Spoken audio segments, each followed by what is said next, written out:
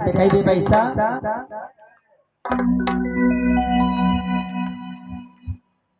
मेरु राक्षस को चौथा अध्याय। रामदेव जी महाराज ने अवतार किस लिए लिया था कि भूमि के पर ज्यादा अत्याचार बढ़ गया था। भैरू राक्षस का आतंक था, आदू नाम का देव था, उनको मारने के लिए भगवान ने अवतार लिया था राजस्थान के पोखरण में। तो भैरू राक्षस का परिचय लेना जरूरी है।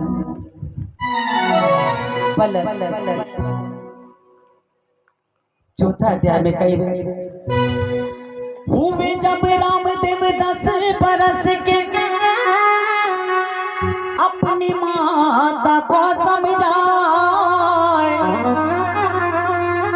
हट करके प्रभु बैठ गए, मन गेंद दे तो मोला। 10 वर्ष की आयु में प्रभु आए, फिर दोबारा हट गए कि हे माँ मुझे गेंद ला दो, गेंद खेलने जाऊंगा।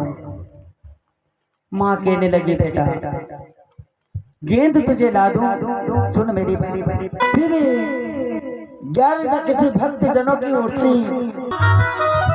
बेटा गेंद तो तुझे ला दूं, लेकिन एक काम कर, अपने पोखरणगढ़ के महल के चारों तरफ सिंगिंग कोट घिरे हुए, गढ़ के बाहर कदम नहीं रखना। भगवान कहते कि माता जी अगर रायगढ़ चौक से बाहर निकल गए तो कौन सी आफत आ गई, कि अगर चले भी जाओ तो एक बात का जरूर ध्यान रखना। कौन सी बात? माता जी कहती है सुनो, और वो गमना भी जाजरे लाला हमी आत्मना भी जा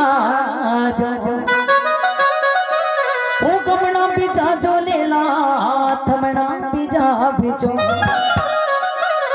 और धरोवती सामे मती जाओ दियो, धरोवती सामे मत जाओ दियो मत।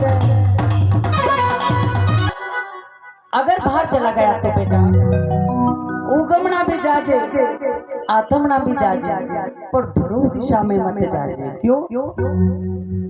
कि घरों दिशा में देत भारी है। एक आदू नाम का देत है, एक भैरू नाम का राक्षस है। बच्चों के खेल खेल में आके खेलता है, बच्चा बन जाता है और उड़ा करके ले जाता है, दूर जंगल में जाके तुझे खा जाएगा। कि ठीक है माता जी नहीं जाऊंगा।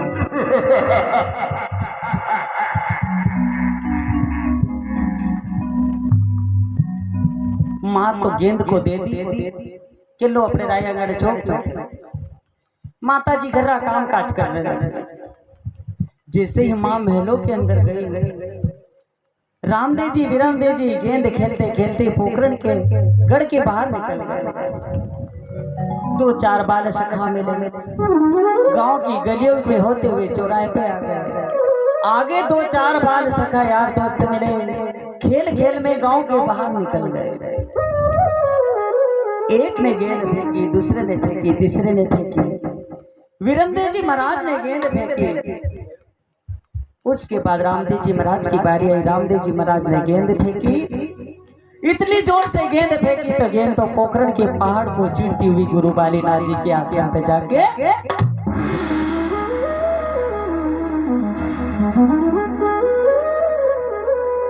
गेंद को ढूंढते ढूंढते शाम हो गई। आसमान में तारे दिखने लगे, सभी बाल सखा अपने अपने घर चले गए।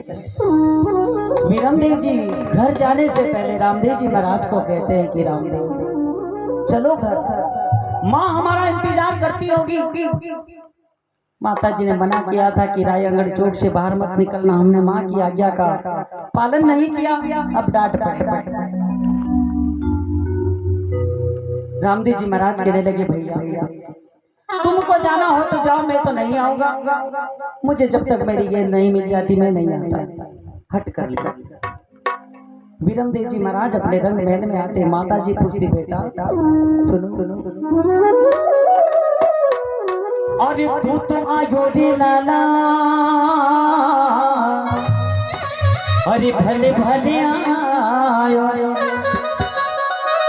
अरे तू तो आयो रे बेटा भले भले आयो, और रामदेव कटे छोड़ी आयो जियो, देव कटे छोड़ी आयो जियो। पूछती है बेटा तू तो आयो भले भले आयो, लेकिन मारो रामदेव कटे छोड़ी आयो, नीची नान कर माँ की बातों का कोई जवाब नहीं देते, महलों के लोग चले जाते हैं। माता जी और ज्यादा व्याकुल हो गई कि शाम पड़ गई ना, मेरा लाल घर नहीं आया। दासों को कहा, उनके यहाँ जो नौकर थे कहा कि मेरे लाल को ढूंढ के लाओ।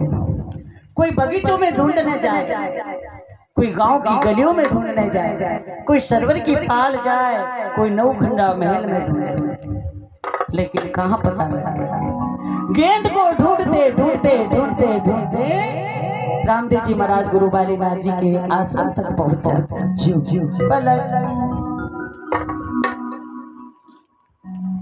गुरु बालीनाथ जी धुनी पर धुनी ताप रहे थे।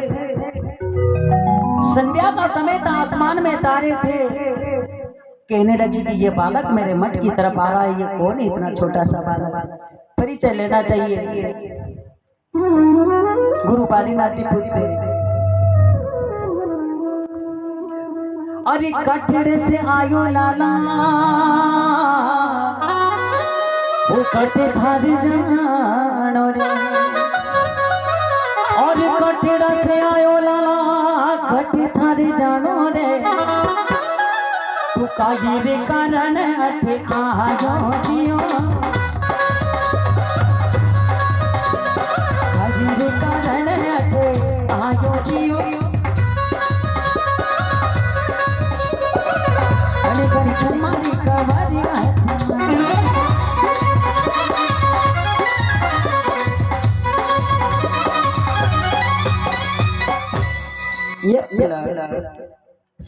के पोखरण के राजमहल से आया हूँ, रामदेव मारो नाम है, अजमल जी के राज दुलारे हो, माता मेरा देखो लाल। यहाँ किस लिए आए हो कि गुरुदेव यहाँ मेरी एक गेंद आई है, मैं गेंद को लेने आया हूँ। कि नहीं बेटा यहाँ तेरी कोई गेंद नहीं आए तो तू घर पर जा। कि नहीं गुरुजी मैं नहीं जाऊंगा जब तक मेरी गेंद नहीं मिले, गेंद इधर ही आई। गुरु बालीनाथ जी कहते बेटा चला जा, रात हो गई है। रामदेव जी महाराज कहते गुरुदेव, अरे रात तो अंधेरी गुरुजी मारियो ना दिखे, अरे रात तो अंधेरी मने मारियो ना दिखे, वो बेपरवाते होता ही बेगोचा होना जियो बेगो।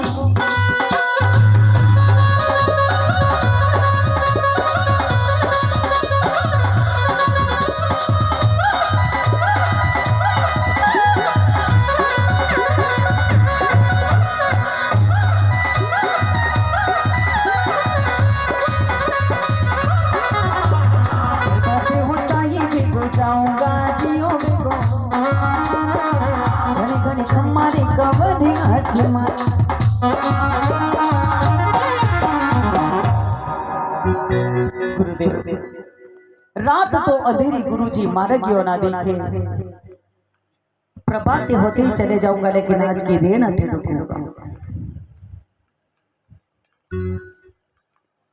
उधर क्या होता है कि दास दासी ढूंढने जब जाते हैं तो खाली हाथ लौटते हैं। अजमल जी महाराज और माता जी का दिल नहीं लगता। माता जी उन्हें याद करती है, बेटा कहाँ चले गए मेरे लाल। मैं हट कर लेकर नहीं जाऊंगा आज, जोगी हट बाल हटने को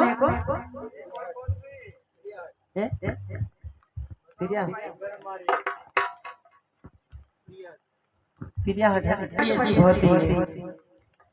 तो उधर माता जी व्याकुल हो रही है, उसको अपने लाल को याद करती है कि है मेरे लाल कहाँ चला गया बेटा, जहाँ कहीं भी हो आ जाओ। कृपा प्रकार से सुनियो। ओ रामदेव रामदेव पुकारो गलियों में, रामदेव रामदेव पुकारो गलियों में।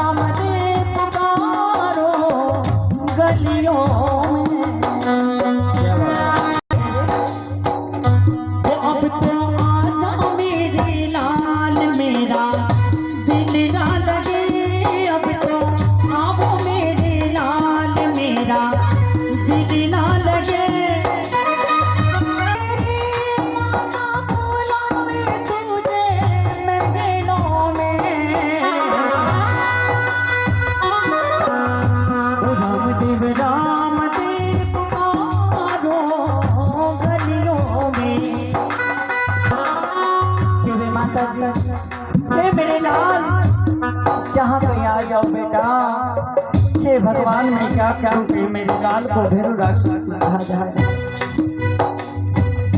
वो ऐसा रूठा मेरा लाल मुझे नजर ना आए, ऐसा रूठा मेरा लाल मुझे नजर ना आए।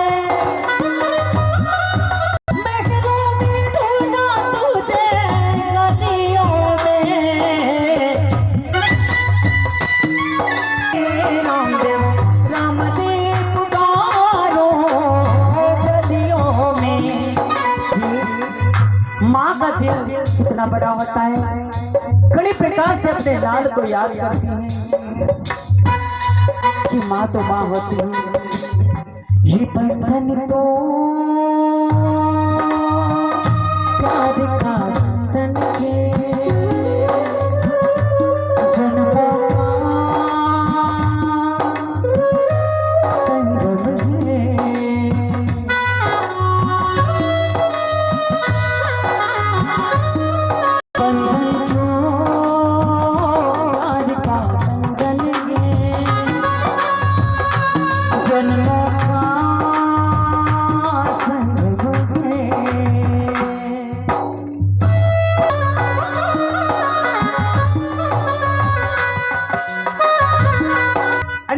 माँ याद करे और हट कर ले। देखो रामदेव जी महाराज तो गुरु बालीनाथ जी के यहाँ, बालीनाथ जी कहने लगे बेटा मुझे कई प्रकार से समझाओ, यहाँ नित्य प्रतिदिन भैरव राक्षस आता है, तुझे खा जाएगा, तू अपने घर जा और मैं सचाए जाएगा।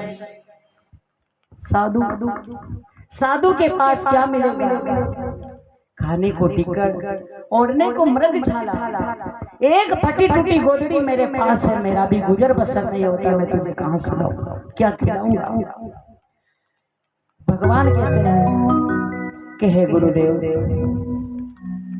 मैं ना तो कुछ खाऊंगा, ना कुछ पीऊंगा, ना सोऊंगा, सारी रात में बैठ के गुजार लूंगा, लेकिन जाऊंगा नहीं।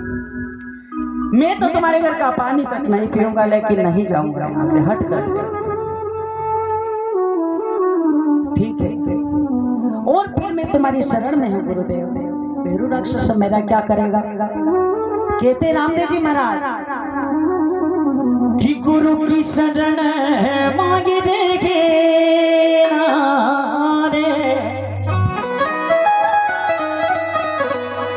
ओ गुरु की शरण मांगे रे,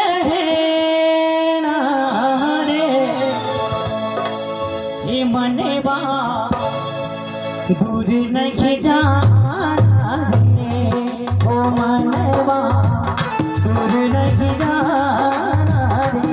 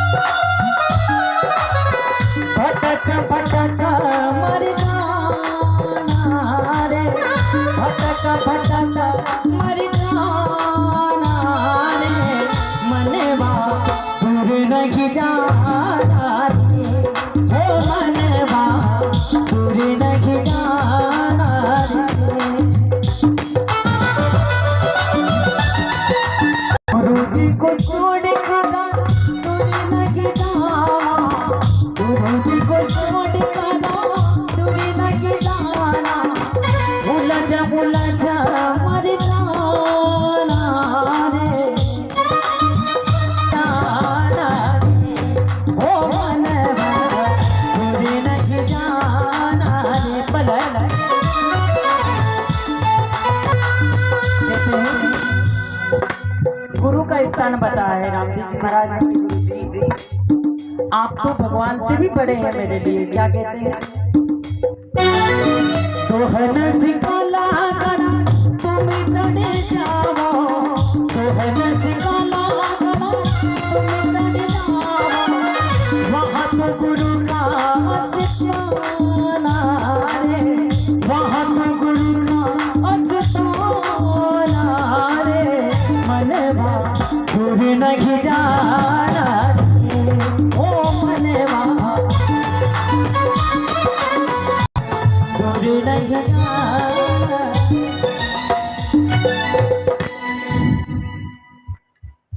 बोली राम से गुरु जी आपको छोड़ के दूर नहीं जाऊंगा, यही रहूंगा। गुरु बालीनाथ जी कहने लगे, कितना हठीला बालक है, इसे मैं कैसे समझाऊं?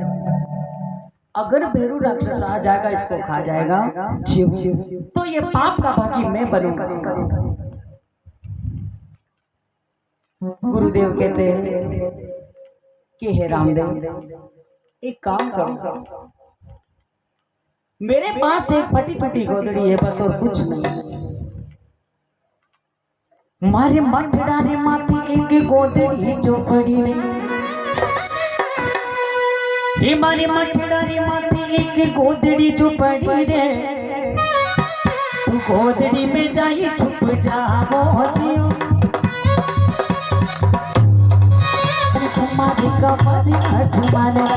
मारे मठ के माथे गोदड़ी पड़ी, गोदड़ी ओढ़ के सो जाना। और जब भैरू राक्षस हिलना डोलना बिल्कुल मत के। ठीक है गुरु जी।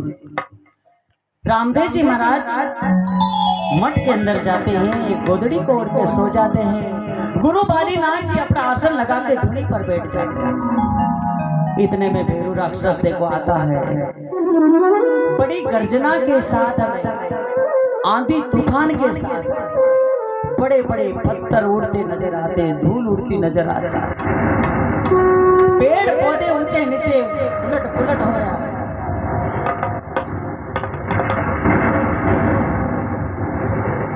अनेक प्रकार से भैरू राक्षस आता नजर आ रहा है। गुरु बालीनाथ जी कहते हैं कि इस भैरू राक्षस से तुम बचाना प्रभु, और धूनी पर बैठ जाते हैं।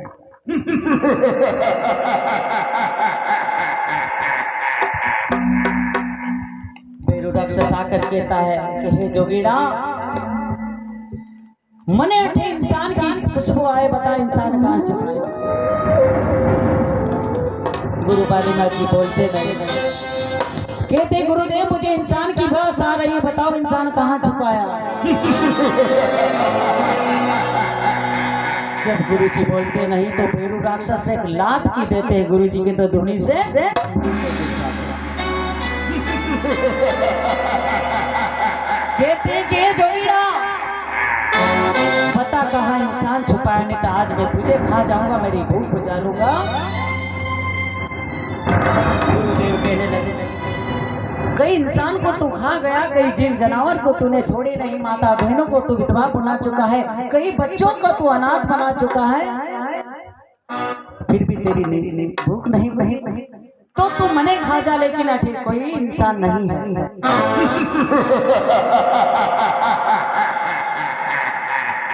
भैरू राक्षस देखो गुफा की दरवाजों पकड़ने गुफा में जाके तो भगवान चरित्र दिखावे, गोदड़ी हिलावे। अरे सोता सोता बाप जी गोदड़ी हिलावे, सोता सोता रामदेव गोदड़ी हिलावे, या भैरूड़ा ने भुजा तो बड़ा जियो।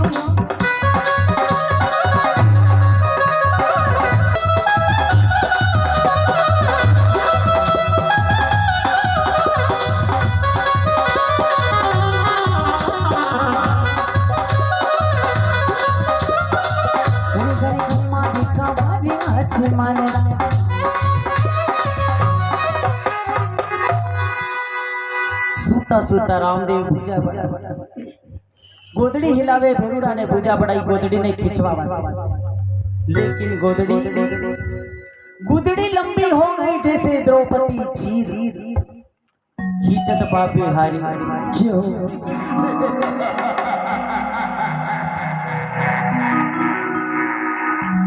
अब तो गोदड़ी ने खींचता खींचता खींचता खींचता भीरू राक्षस का हाथ बंद जावे, पसीना में चूर हो जावे, दो ही तरफ गोदड़ी का रुंडा वही जावे जाने मगरा का मगरा।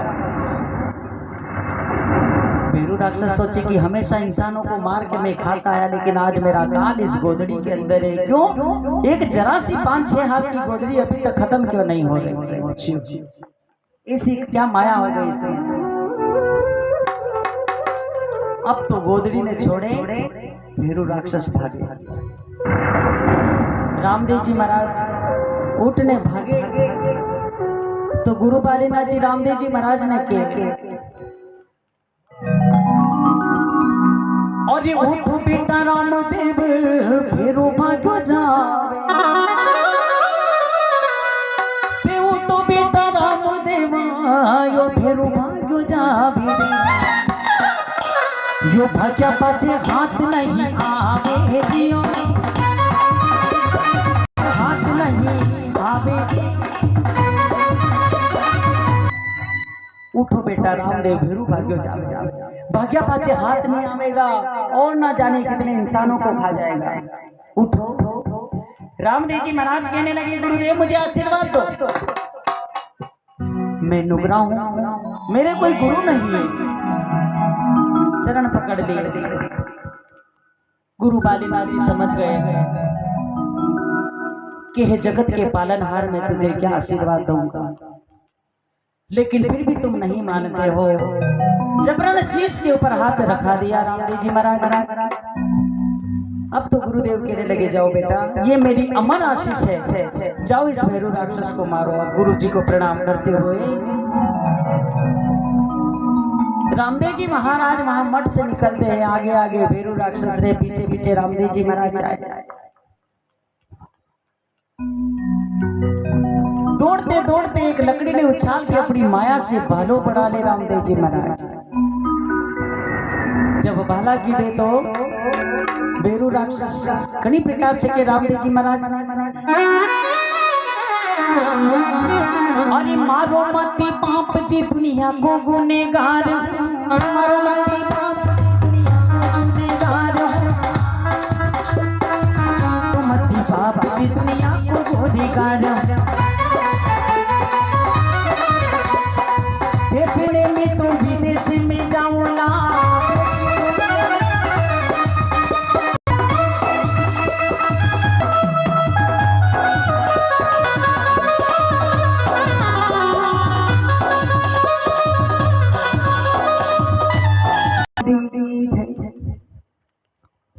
रामदेव जी महाराज भैरू राक्षस को मारते हैं। भैरू राक्षस कहता है मारो मती बाप जी दुनिया को गुनेगार हूं, देश छोड़ीने विदेश चला जाऊंगा। भगवान कहते हैं कि अगर देश को छोड़ के विदेश भी जाएगा तो तेरे लक्षण थोड़ी भूलेगा, तो वहां भी इंसानों को मारेगा, जीव जानवर को खाएगा। कि प्रभु मुझे क्षमा क्षमा। भगवान कहते हैं कहीं बच्चों को तो खा गया तुझे दया नहीं आई, जीव जानवर को तो खा गया तुझे दया नहीं आई, अब मैं तुझ पर कैसे दया करूं। सारी बात समझ गया भैरू राक्षस। कहने लगा भगवान अब तुम मुझे मारोगे तो सही, आपके हाथ से मर के मोक्ष गति को प्राप्त हो जाऊंगा, मुझे मुक्ति मिल जाएगी, लेकिन मेरी आत्मा को शांति नहीं मिलेगी। प्रभु क्यों? क्योंकि मैं तो कहीं इंसानों को खा चुका हूं अभी तक। एक काम करो मुझे मारो तो मुझे एक वरदान देते जाना कि मेरी आत्मा को शांति मिल सके। रामदेव जी महाराज पूछते हैं कि कौन सा वरदान चाहिए तुझे? कि प्रभु लोग मुझे भूल जाएंगे, तो मुझे ऐसा वरदान दो कि आपके साथ मुझे भी याद करें। मैं हमेशा इंसानों को खाता आया हूं, मेरी आत्मा को शांति नहीं मिलेगी, इसलिए मेरा भोग भी बता दो, मेरी प्रसाद बता दो, मेरा धूप ध्यान बता दो। कई प्रकार से के वे रामदेव जी महाराज के भादवा सुधी दूज, भादवा की बीच के दिन रामदेवरा में मेलो गिरेगा। रामदेवरा के मंदिर के पीछे एक राम सरोवर नामक तालाब है, जो रामदेवरा गए हैं उन्होंने देखा होगा। वहां स्नान करते वक्त अगर डूब के जो मर जाएगा वो भोग तेरा कहलाएगा। कि प्रभु एक से मेरा क्या होगा, और ऐसे नहीं जो डूब के मरेगा वो ही तेरा भोग कहलाएगा। ऐसे नहीं कि प्रभु एक इंसान से मेरा क्या होगा, मैं तो कई इंसान खा गया। 1 लाख के ऊपर एक इंसान तेरा, 10 लाख की संख्या हो गई तो 10 इंसान तेरे। ठीक बात है प्रभु भाई साहब, 10 थी तो पेट भरे जाते हुए।